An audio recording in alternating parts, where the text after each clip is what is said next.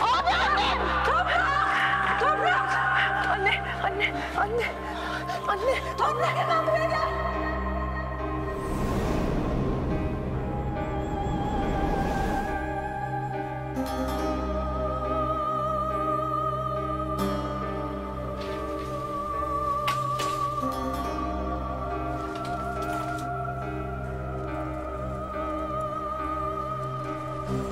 Anne! Anne! Dayan kızım. Toprak sen benimle ne olur kal, bırakma beni. Buradayım anne, tamam. Anne ben de geleceğim. Arzu sen gelme, babanın yanında kal. Ece! Buradayım Canan teyzeciğim. Ece sen de gel. Siz merak etmeyin, ben geliyorum sizinle.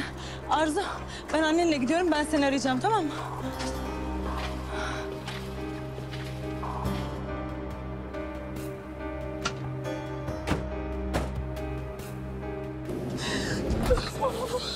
Allah'ım anneme bir şey olmasın. Allah'ım anneme bir şey olmasın dedim. Tamam yavrum, tamam bir tanem, tamam bir tanem.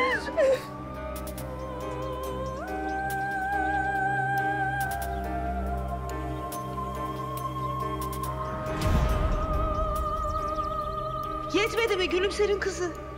Almadın mı intikamını daha? Paramparça oldu ailem ya. Yetmedi mi daha? Sen geldiğinden beri evimizin bütün huzuru kaçtı. Abim evde yok.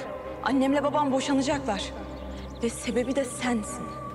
Bizi de, abimi de rahat bırak artık.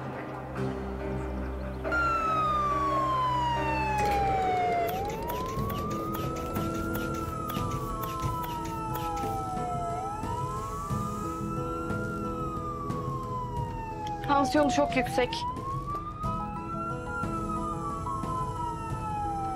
Canan teyzeciğim.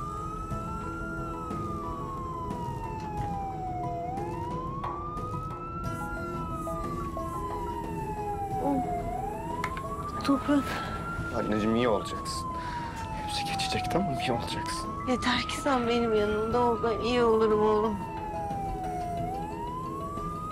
Toprak, ne olur eve dön. Anneciğim, ne olursun yorma kendini. Ne olur yorma. Her şey eskisi gibi olsun. O kız buraya gelmeden önce nasılsa gene öyle olsun Toprak. Canan teyzeciğim, iyi olacaksın, tamam mı?